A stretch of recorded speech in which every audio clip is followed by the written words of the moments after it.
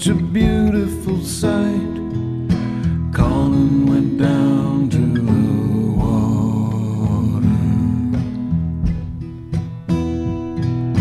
bound for the infinite, finally unbound, freed in the spirit, a way forward found, into the current, no slowing down.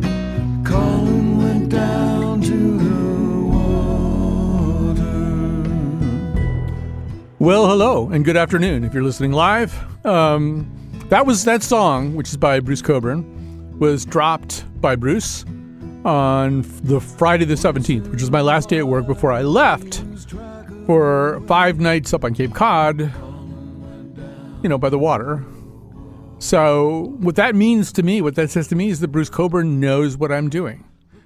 He's using TikTok to spy on me. I don't really know what it means.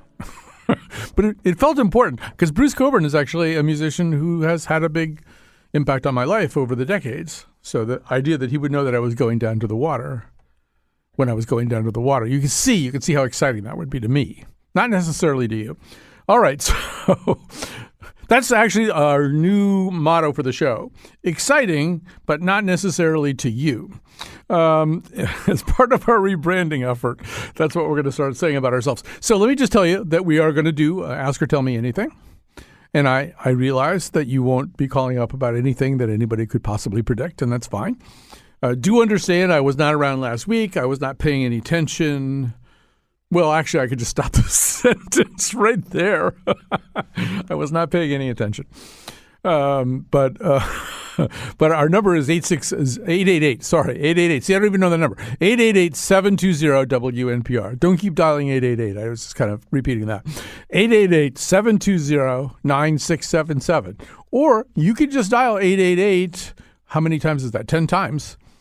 And I'd report on what happens. 888-720-WNPR, 888-720-9677. These are the same number expressed differently. Okay. So I do want to say a couple of things about when you take this is the longest period of time, 5 nights, that I have been able to leave the state of Connecticut, go away and have something resembling a vacation in more than 3 years. My previous record was 4. Some of this is because in the middle of the pandemic, first of all, there was a pandemic, you may recall. Then my son got very sick, not from the pandemic, but in possibly an even more alarming way, and still requires quite a bit of attention. Then my partner went into the hospital for almost 11 months. And so there just wasn't a lot of wiggle room for vacation. And still to this day, it's kind of hard to think about getting away, but we did it. My partner and I and Declan the dog did that. And, if you have some quiet time, and I realize I don't like going on vacation where anybody else is going on vacation. I would really prefer. The problem with Rome, for example, which is a wonderful city that I've, visited multiple times, is that quite a few other people like to go to Rome. And so they've just wrecks it. Yeah, I think there might have been a period where nobody went to Rome, and I may have missed out on that. So it's really nice to be up at Cape Cod in March because it's not that there's nobody there, but there's not many people there. And the people who are there, I think it's fair to say, don't really care what you do because Cape Cod is now, of course, full of private land. You walk towards the water and there's big signs saying this is the get off of my assets, condominium development, private land, blah, blah, blah, go away. But in March, those people aren't there. You can go anywhere you want. You can go in their houses and have a drink from their tap. Get yourself a cold glass of water because there's nobody there. And it's very, very nice. And it's also quiet enough so that you really can begin to think. I'm aware anyway that in my own life, it is so hectic. We do a whole bunch of these shows every week and I teach, sometimes I write, and there's just not a lot of time to sit with your own thoughts. And so I did have a chance to, and I'm serious about this too, to genuinely contemplate, sort of my life which is why I spent most of my vacation crying. No, actually, I have a very nice life. I do want to say a couple of things that are something about a couple of things that are coming up. Oh, that's so great. That's so great what the first call is about. Good Lord. Lord, help me. I do want to say a couple of things about this week. So tomorrow we're going to put a rerun on because we're kind of, warming up our jets here, and also I'll be teaching. But Wednesday we're going to do a show about malapropisms and mondegreens. Malapropisms you probably know, and they're named after Mrs. Malaprop from I think a Richard Brinsley Sheridan play, The Rivals, maybe. And it's just the misuse of words. And you're using the word the wrong way, using the, you know what a malaprop is. Mondegreens are maybe a little bit more obscure. These are typically misheard lyrics. And they, it's sort of like there's a bathroom on the right, or please excuse me while I kiss this guy. They actually come from, similar to Mrs. Malaprop. These also come from the British Isles, so to speak. I mean, the name does. It comes from a Scottish ballad called "The Bonnie Earl of Murray," and I will read you or possibly sing you the frequently misunderstood part. Being a Scottish ballad, it's going to be very primitive, and obviously the word "have" is instead expressed as HAE, and I'm not even quite sure how I would even pronounce that. So here we go. Ye highlands and ye lowlands, oh, where hae you been? They hae slain the Earl of Murray and Lady Mondegreen. And so it's actually "and laid him on the green." But people hear that as Lady Mondegreen. It's similar to Gladly the Cross-Eyed Bear. Everybody knows about that cross-eyed bear, Gladly. So anyway, I'm very excited about all that. And then on Thursday, you will hear a show. We're actually recording it tomorrow, but you will hear a show that has been 6 months in the making. 6 months in the making, or so. But when I say that, what I mean is that 5 or 6 months ago, Lily Tyson, our senior producer, asked somebody if we could interview Emily St. John Mandel, whose last 3 novels have been just world-changing for me and for a lot of people. And they said yes. They gave us a date 5 months or 6 months in the future. I don't know how long ago it was. Anyway, that day has finally come. It will come tomorrow. And one of the things I did in my time off was listen to the audiobook of The Glass Hotel, which I hadn't experienced before, and read for the second time Sea of Tranquility. Probably her most famous book is Station 11, which became an HBO thing, miniseries, whatever.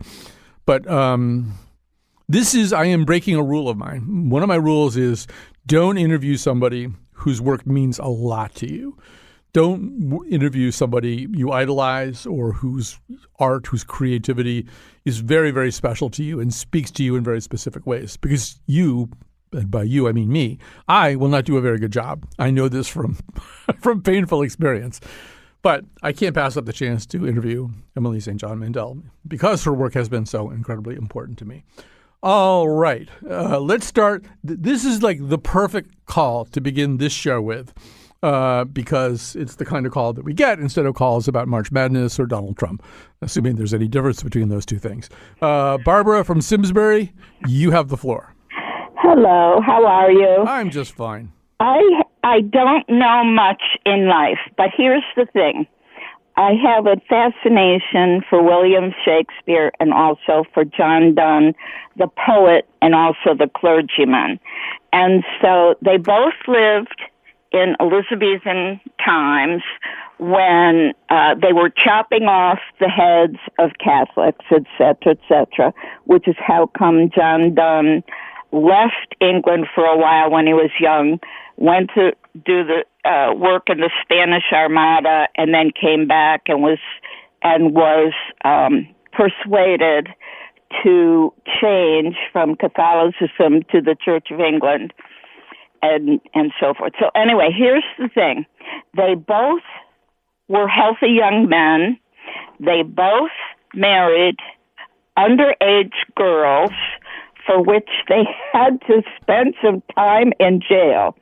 But what I wanted to know, because John Donne also apparently attended some plays, did they work did they live in the same period?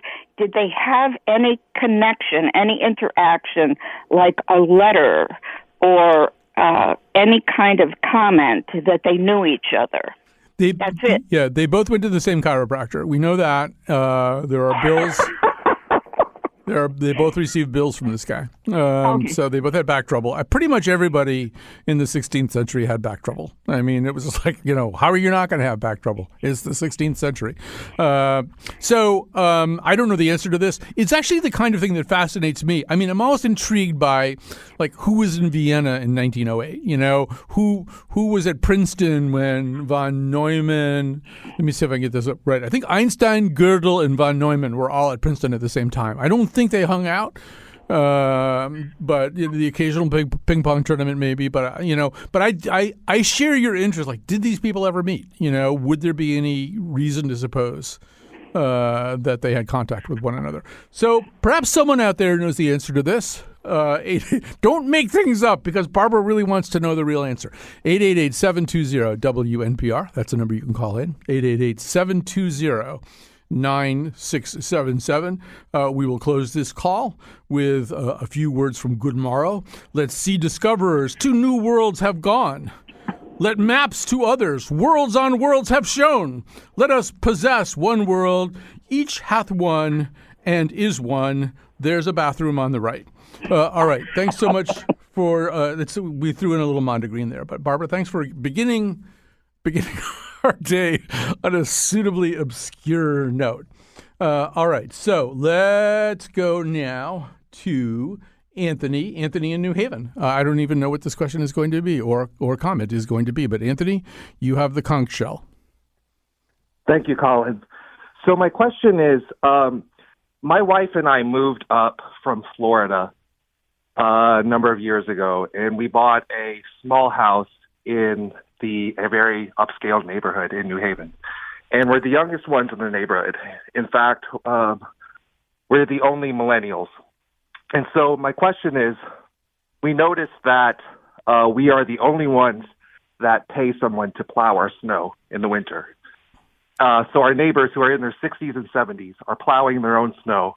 Meanwhile, my wife and I, who are millennials, are paying someone to do it for us. So, I mean, your neighbors, I assume your neighbors have snow blowers, right? No, not necessarily. Some of them are out there with shovels. With shovels? Okay. I thought we were going to go in the other direction. Some of them have like snow cats or something. But let me just say this. I pay someone to plow my driveway. Now, our driveway is really long and quite a steep hill. And we have a hard time getting someone to plow our driveway because people have been known to break plows on our driveway because it's so steep. I think probably this is something that people kind of get into the habit of. I don't know your neighbors personally, but they get into the habit of it. And maybe even it's kind of an article of pride. I don't think it's a smart idea to be out there shoveling if you're, in your 50s, 60s, 70s. It's really a really easy way to get a heart attack. So I don't endorse that. But I sort of get why people, they get the snow blower. They get a really good one that they don't really have to push or anything. And it's, they feel like it's a win, right? Now, I actually think what you're doing is smarter, and I'll tell you why. Particularly here in the era of climate change, you don't really know how many times you're going to have to get the snow off your driveway. You might only have to do it like 8 more times that you live there. So investing in a snowblower is at least a pretty bad idea. And do you have to? One of the things that fascinates me is this whole idea that you have to buy little orange stakes, little poles. Did you do that? Orange stakes or poles? No, I did not do that. See, you probably just have a straight driveway. It is an irony that in some cases, like where I used to live, the guy who plowed the driveway had never seen the driveway. Like, he's just not around when there's not any snow. So, like, he didn't know what my driveway looked like. So it was really important to have those. Like, this is what we're going for. Don't plow anywhere else. So I don't know. I think it's okay. I don't think you should. Do you feel guilty? Is that the problem? You feel like you should be? I do just a little bit. I feel like I'm lazy or something. But, I read an interesting article a number of years ago that actually advocated for, if you can afford it, to buy yourself out of little, annoying tasks like cleaning your house or plowing your snow, because it frees you up to focus, on leisure or even work. And it talked about how there's this kind of Protestant work ethic at play where people feel like they need to do these tasks that are, somewhat time consuming, just for the sake of doing them, even though they could easily pay someone to do it, and that would free them up to do, things that they want to do. Right. Do you know who wrote that article? I don't remember. No, it was John Donne. John Donne wrote that article because he was Catholic and he kept looking at these Protestants, shoveling the snow. He's thinking they could be doing something so much better with their time. I actually endorse the spirit of that article in this, and I think you should too. I think, Anthony, you should say if anybody even arches an eyebrow at you, you should say, look, while that guy is plowing my driveway, I am engineering a new enzyme which may eliminate heart disease permanently. No, so which do you want me to do? Which do you want me to do? Do you want me to go out there and shovel snow, or do you want me to save lives? And I think it's, then you just rest your case. How's that sound? I will keep that in my back pocket the next time I get a side glance. Right. Right. You should probably keep something else in your back pocket. Keep some aspirin in your back pocket and just remember it. All right. So I don't know. I feel like I could do one more call. Okay. I think I can do one. Oh, wait a minute. I like it when there's sort of a little, you should part of the expression, avalanche of calls about a particular topic. Oh, here's Julie from Wallingford. You have the conch shell. Hi, Colin. Hi. Shoveling is one of the joys of my life. See, now that's fine, It's beautiful, and I'm in my 60s, and I hope I do it till my 90s. Yeah. Well, I mean, if you're hale and hearty and you like doing it, and there's a chop wood, carry water kind of quasi-Buddhist experience that you're having, because you're fully present in your snow shoveling. But that's not when Anthony is shoveling snow, he's thinking the whole time about all the other things he wishes he were doing, and he's also thinking that he wishes he wasn't doing this. So he's not, having any kind of, higher state. Maybe because he was from Florida, he never found the joy, but he might still find it. Yeah. Yeah, it is beautiful. It's quiet. It's almost always quiet. And if it's heavy snow, just take less of a shovelful. Yeah. Actually, DeSantis has eliminated all the books that in any way valorize snow shoveling from the Florida curriculum. So the kids growing up there now, they won't even know what it is you do. They'll come up here and they'll go, why is that woman out there with a stick with a thing at the end of it moving the snow around? They'll be baffled. Well, but I think that's beautiful. And I also think there's a lot of room here in our universe for someone who hates to shovel show and shovel snow, and somebody who loves to. Yeah, because it's lovely. And I also think of it almost kind of as public service. Like, I know that I will shovel better than a snowblower because I'll get down to the sidewalk, and I don't want people slipping or falling on my sidewalk. You are hardcore. You are rolling deep. You are rolling deep here. All right. Well, I think that's beautiful. And the best thing about you, well, it's not the best thing about you. I'm sure there are other things about you that are exemplary. But it is true, as somebody who walks his dog around the neighborhood, that you come to the part of the sidewalk where someone has had no plan whatsoever. They haven't shoveled. Yeah. They haven't had a snowblower. They haven't hired somebody to come. There's just stuff that is freezing and refreezing and, just getting worse and worse, and they haven't put any sand or salt, and you just think, oh, you menace to society, you person who has no plan for your own sidewalk. So I salute you. But be careful. Well, thank you very much. All right. And okay. don't take big loads take smaller loads, shovelfuls. All right. Now it is time for us to take a break. We have other people calling in. Oh, boy. And the number is 888-720-WNPR. That's 888-720-9677. And now a song by John Donne. And you'll be in a world of pure imagination. Take a look and you'll see into your imagination. We'll begin with a spin, traveling in a world. I was headed back from East West of Eden. She was headed back to East LA. The sun is going down now and I'm feeling like a bird out of a cage.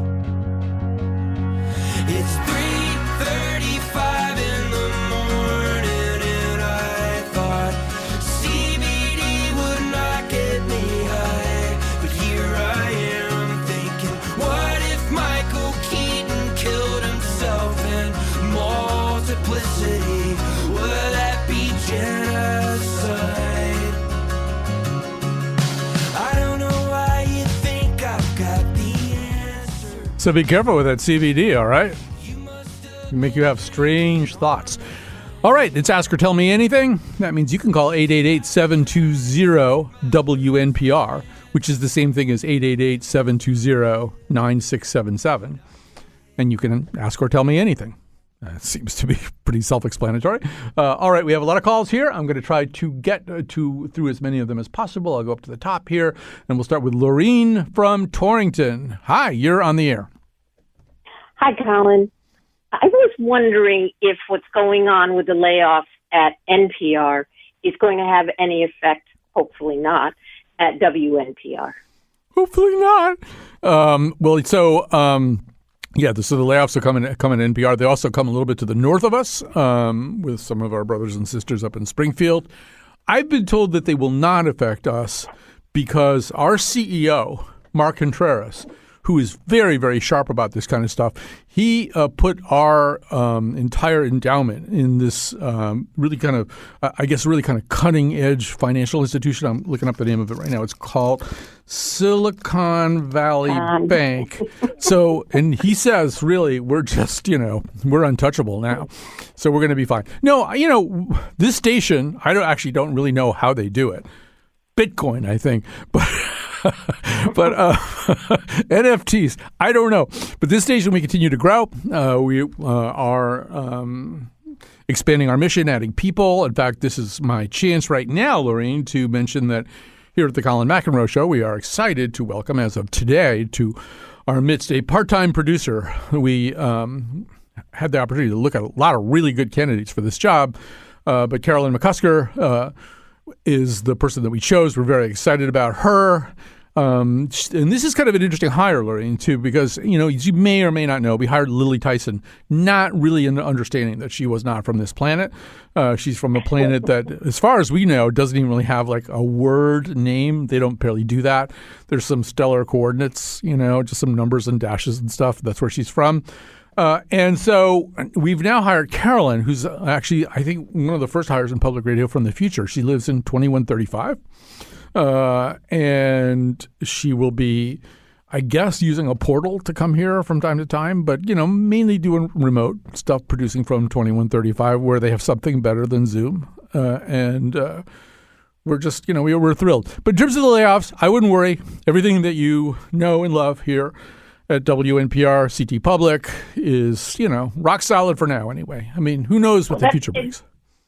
That's good. It sounds as if perhaps NPR got over its skis a bit with all the podcasts and all that kind of thing. I will say this. I hope this doesn't sound withering, or I don't mean this in an unkind way, but except for Invisibilia, I'd never heard of the podcast. The other three podcasts that were implicated in this, I didn't know what they were. And I work in public radio, and I love podcasts. So, yeah, I mean, this, it doesn't necessarily portend. I mean, I'll tell you something kind of serious and true. Some of the fundraising model that we've used in public radio, the kind of membership pledges and stuff like that, it's starting to tail, it's tailing off a bit. It's not maybe necessarily the kind of vibrant model that it used to be, and we are having to look around for other ways to do these things. Once again, I think we've got smart people running this place. I'm not one of them. I think we're okay. And, and I feel terrible for the people up in Springfield. I feel terrible for the people at NPR National. It's just awful to lose their jobs. I've been fired. I know what that feels like. And on the other hand, it feels terrible, and then you realize, okay, so this is my chance to reinvent and do something else and figure out something else. And maybe some of those people are going to do podcasts that are on different platforms with some of the smaller producers like Pineapple Street, or Maximum Fun or something like that. And maybe they'll do just killer podcasts there. So, you never know what the future brings. I think the second time I've said that in this. But let's face the music and dance, right, Lorraine? Well, I'm really glad that the Wheelhouse is back. Yes. Well, who isn't? Who isn't happy that the Wheelhouse is back? And I'm especially happy that Ollie the Octopus is back. I named Ollie, and I begged for his life, too, on more than one occasion. All right, here we go. Here we go with John from Ellington, who's been waiting a while. I'm just going to go right down the grid here. Hi, John. You have the floor. Hi, Colin. Thanks. I appreciate being on your show today. Well, I appreciate you being here. Okay, thanks. Before the Connecticut legislature right now, actually in the Public Health Committee, there's many bills, but there's a particular bill I want to talk about that's looking to establish overdose prevention sites here in Connecticut. They've been called in other places safe injection sites. They're places where people who are addicted to opiates or other drugs, any drug actually, can go and use their drug in a place that's supervised by medical personnel. In case they should overdose, they can be revived. I know it's a bit controversial here. It's a bit controversial everywhere, but it's been done all over the world in over 200 sites, and many of them right in Canada. And the latest two have been opened in New York City. So we're trying to push through that. Hopefully we'll get through the committee and then up for a vote before the Connecticut State Legislature before very long. Yeah, Tolstoy said God is in the details, so I don't know the details here. I'm therefore a little reluctant to pronounce, but it sounds like a very smart idea. I mean, fentanyl is, probably the most unpredictable drug that we've seen, and the fact that it's mixed into other drugs and stuff like that. This is a horrible situation. We can't tolerate the kind of body count that we've already got here. So it's time to try some new stuff that maybe doesn't sound like the old stuff. That's why they call it new stuff. And that does sound like a pretty exciting idea. So I haven't followed that bill. I will try to learn about it and possibly support it. Meanwhile, we had Roz from Covington, which I think is in Kentucky, and she had to hang up, and now she's back. Hi, Roz. Hi, Colin. I'm actually in Tennessee. Ah, I was close. Close. Yeah. Just down a little. Yeah. So you had a show the other day on reviews, online reviews, and it stuck with me that bad reviews really stick. And back in the 90s when Burt Reynolds and Lonnie Anderson were going through a really ugly divorce, I was in the supermarket, and my friend turns to me and she says, "Bert's a dud in bed." And I said, "What?" She says, "Lonnie says Bert's a dud in bed." And I look, and the tabloid has big letters crossed up. "Lonnie Anderson says Bert's a dud in bed." And, I mean, that's a bad review. And it stuck with me. And now whenever I see the man, all I think is, "You're a dud in bed." I know. I know what you're talking about. That's been said about me on Yelp. And it's very painful. You see? So you feel the pain. Yeah, I feel the pain. And now, if she had said Bert makes great, coffee, I never would have remembered. But he did make great coffee, first of all. And also, this is the man, wasn't he like the first celebrity Playgirl centerfold guy? I'm sorry to ask you this, but then you're the one. I don't know, but I think that that was his prowess, right? He was supposed to be some big Casanova. Well, yeah, I don't know about that, but I mean, I think he really, he kind of laid it all on the line, so to speak, wasn't he? Pants, do you know this? I think you're right. I think you are right on that. Yeah. I can't be I wouldn't put my life on it, but I think that sounds very familiar. Actually, we require all of our callers to vouchsafe their actual existences. Are you sure, or is it just the ones who call from Tennessee who are transplanted from Hartford? No, we like Tennessee. Okay, my dog came from Tennessee. He's fine. I mean, we had to straighten him out about a few things, but I want to say one thing while we're talking about this. I think Burt Reynolds is actually an underrated actor. I mean, he wound up kind of doing a lot of this stuff like, this Cannonball Run stuff, and I'm not necessarily casting asparagus on that either, but like starting over is one of the most terrific male rom-com performances. Anybody who hasn't watched Starting Over, actually all three of them, Jill Clayburgh, Candice Bergen, and Burt Reynolds, are spectacular. And it's one of the great rom-coms of all time, too. And the stuff that he does, even just with the arching an eyebrow, or something like that, he's really, really good. He's a much more subtle actor than he's been given credit for. And, there's like Deliverance and stuff like that, too. But he kind of let himself be turned into a little bit of a show business joke about himself at a certain point. I don't think he ever took himself really seriously either. I think he's a pretty good actor. So there. I don't care what Lonnie says. And it could have been he just could have, maybe if she'd read him a really romantic John Donne poem, I mean, maybe some of it's on her is what I'm saying. Well, yes, I'm not taking her side by any means. It just stuck with me, and I've never been able to see him without those words. All right. Well, if I could use a neuralizer to clear your mind of those things, I would do that. If I could give you the eternal sunshine of a spotless mind about Burt Reynolds' bedroom prowess, I would do that just because I think it would bring you greater happiness. All right. So we do sort of lurch around here from thing to thing, don't we? It's the thing I love about this show. I mean, I love mottliness. So here is Linda from Simsbury. Hi. Hey, Colin. I'm so glad you got away, and it's so good to hear you laughing and so energized. I know. I was kind of flatlining there for a while. It's so much fun hearing you today. So I have a big idea, although it's only half-baked because I'm not that big a thinker, but that's why I'm calling you, because you're a big thinker. I have an idea of how to, or that we could or should, issue to every man, woman, and child on the planet a carbon credit to use as they please. But it can't be sold. I don't know how to not commodify it, but it can't be sold. It can only be given away.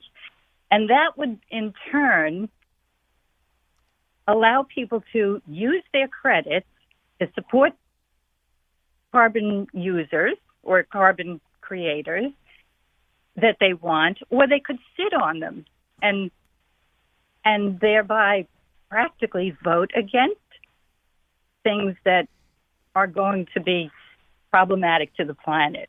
So why don't you think they should be fungible, tradable, sellable, whatever?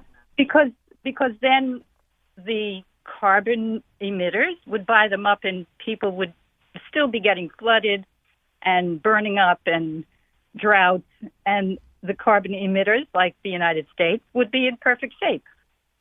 Yeah, I mean, okay, that's a really good argument. I mean, first of all, right. and I don't want to let any of the air out of your balloon. This idea's been around for a while, since I think the 1990s maybe.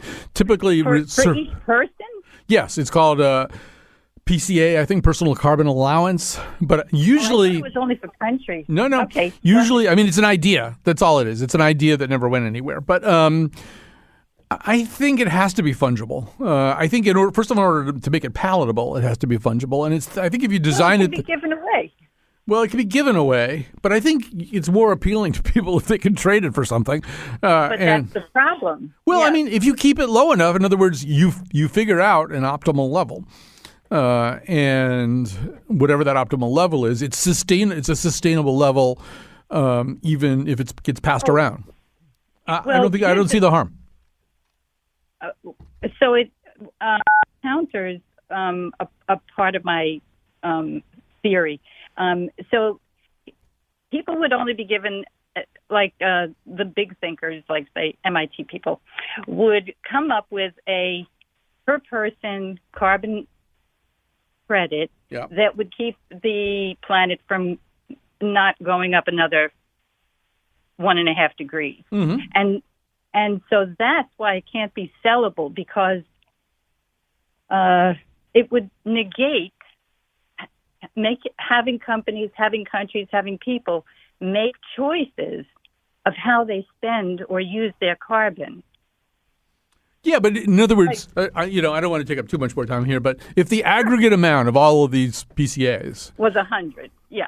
Well, no, let's say the aggregate amount of all the PCAs issued to everybody in the country or everybody in the world or whatever we're talking about here if it's less than the current level of carbon consumption, significantly and improvingly less than our current amount of carbon consumption, it just seems like it's a win no matter whose hands it winds up in. And in a way, you create incentives for Joe Schmo to sort of say, in other words, if I'm a grasshopper, if you're a grasshopper and you're an ant. If I'm a grasshopper and you're an ant, okay? So you're an ant and you're not using that much carbon, and I am a grasshopper and I'm using the absolute maximum amount of my PCA. You and I are treated exactly the same way, which doesn't seem fair to you. Whereas you, as an ant, have probably an incentive to even scrimp a little bit more on carbon. And then, then you have a decision to make. You can sell it, or you can give it. You can give it to the charity of your choice, whatever. But, you can do a lot of different things with it. You could sell it to Northeast Utilities and give the money to the National Resource Defense Council. You could do a lot of different things. But it seems to be that to make it workable, you want to do that. But, this will be debated in Congress, and you and I will both probably speak at the hearings. We will. I'll see you at the Nobel Prize. That's right. No, I'm going to give you the Nobel Prize. I feel like you deserve it.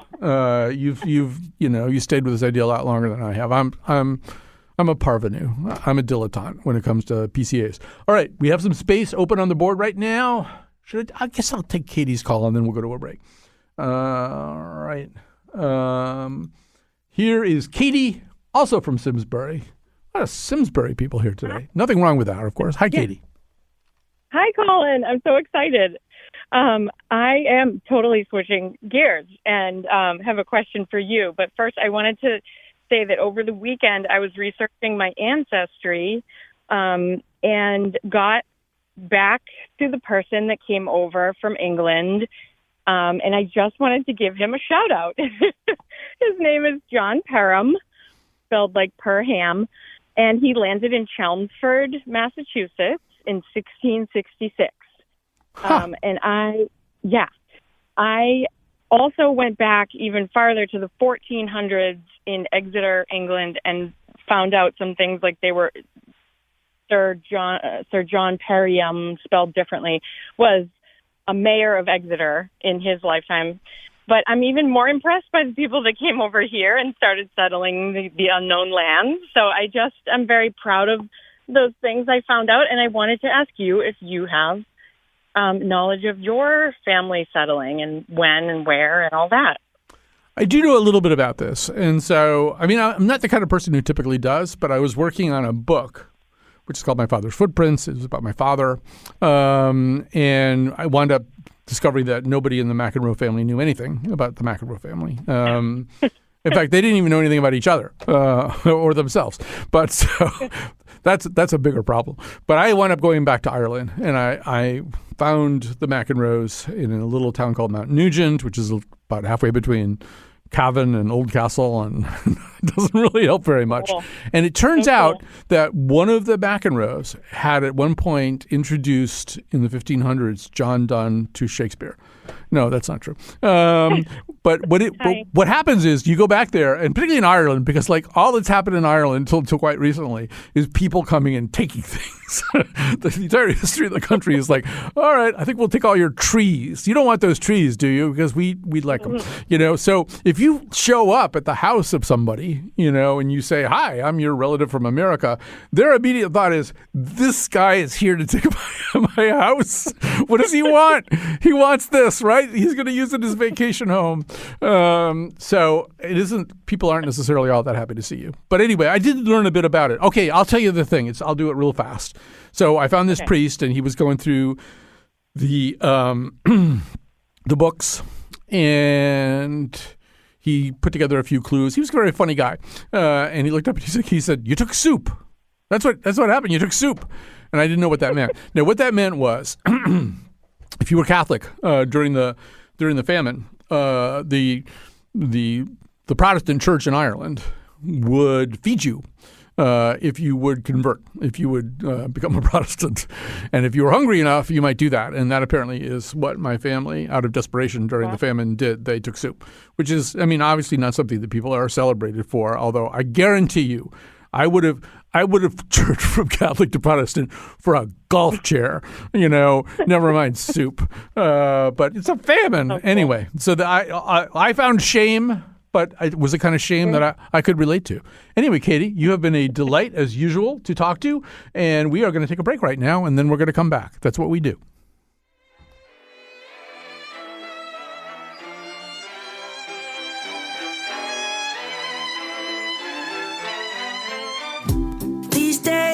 Something's always turning into nothing will change. I'm just trying to find a way up when I'm down. It all makes sense to me now. We're all gonna die trying to figure it out. We're all getting high anyway we know how. We're over our heads. All right. So first of all, our number, we're going to do a little bit more of Ask or Tell Me Anything. We do have some spots open on the board. 888-720-9677. That also can be expressed as 888-720-WNPR. Now it's time to thank Cat Pastor, our technical producer. Jonathan McPants is in there. He's producing this show, and he's going through the calls and putting them up on the board and telling me what they're all about. Also, thanks to our senior producer, Lily Tyson. Also, once again, welcome to Carolyn McCusker, who's going to join us and going to be producing one episode a week from 2135. She lives in the future. It's very exciting. All right, so let's go to Mary in Hamden. Hi, Mary. You're on the air. Hi, Colin. How are you? I'm just fine. I know how you are. You're good. I'm good. I heard you say that to everybody. That's right. I wouldn't lie that many times. It's nice to hear your voice.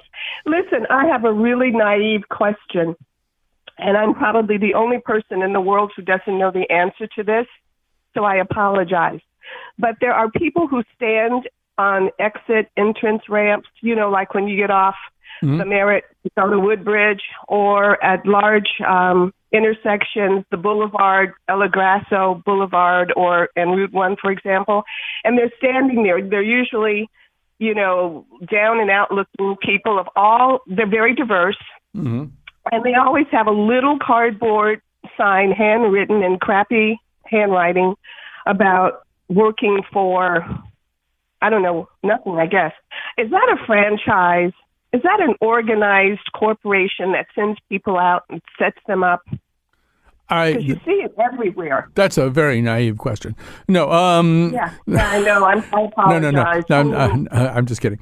I'm not aware that any such thing is the case. If somebody knows something about that, they can feel free to call me. It would seem like the kind of thing that would be just sort of unbelievably exploitive. I think these are people, who are desperate. And I will say that I do see them sometimes at times of day and in weathers where you would really have to be pretty desperate to be out there. What I often and sometimes I want to give them something, but it's sort of a little weird, like rolling down your window, and particularly in the era of COVID, having somebody stick their head in the car and stuff like that. Although I do sometimes find ways to very quickly pass, a couple of bucks out the window or something. I'm not assuming that they are part of some kind of fiendish cult or organization. If they are, please let me know.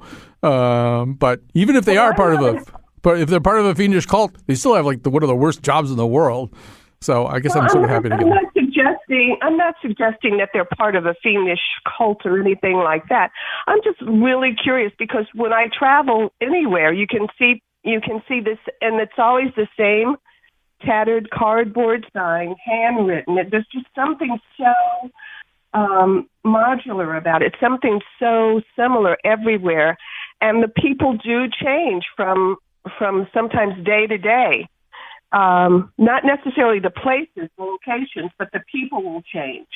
Yeah. Well, it's an interesting point. And my guess is that the reason that it all kind of looks similar, the signs look kind of similar, is more just the human capacity for mimesis, that we just tend to sort of imitate one another. And so we see somebody doing it, and but I think the consistent theme here, city to city, place to place, is probably poverty, as opposed to, some kind of organized effort to extract money from people. But, I'd be happy to be – I don't know whether I would be happy to be proven wrong. It doesn't seem like happiness plays a big role here in any particular way. All right, here's somebody calling up about something that I know nothing about. But why would that bother me? Here's Levi from West Hartford. Hi, you have the conch shell. Hi, Colin. I wanted to call in about an article that appeared about Hartford schools in the newspaper, in the Hartford Current yesterday, describing sort of these grisly conditions in which the Hartford teachers are finding themselves and how they're fleeing the district in numbers that make them irreplaceable, quite literally, or at least mathematically irreplaceable. And it struck me, it seemed a little bit on the nose that these teachers were describing how bad conditions have become and how sort of unfeeling the district seemed. And the district replied not by the superintendent, but by a PR manager that they hired. And it made me think, when you think back in the 90s, there was this sort of spate of police, of post office shootings that were ultimately traced back to this sort of toxic work environment. And today we have these horrible school shootings, and Republicans only want to talk about mental illness when mentally ill people tend to be less violent than others. And Democrats only want to talk about guns. But it sure seems as if, at least the numbers I've read, that they're hitting these public schools much harder than any other kind of school. And I don't think it's coincidental that so many public school districts mistreat their teachers so terribly, especially after the pandemic. I certainly agree. I don't agree that the school shootings have anything to do with this. And if you sort of look where the school shootings occur, they don't necessarily occur along a kind of fault line of poverty and understaffing and stuff like that. I mean, Columbine was, for example, a pretty, well-maintained high school in an affluent community. But it does disturb me to hear this, just having lived through the 90s and the testimony during Sheff versus O'Neill. If it's gotten worse since then, I mean, it was so bad at that time. The physical plant problems were so extreme, the conditions of poverty, which impair the students' ability to get educated, the cultural deprivation of these kids, and the isolation. It's like a game refuge for poor people in many ways. And the educational system is simply a mirror of that. And if it's actually gotten worse for teachers who are already having to bring in their own supplies and just, working in really deplorable conditions, and we're exhibiting great courage and dedication to do that, that would sicken my heart. On that note, sorry, we don't plan these things. We'd like to we'll leave on a positive note anyway, that somewhere out there, someone is currently researching the relationship between John Donne and Shakespeare.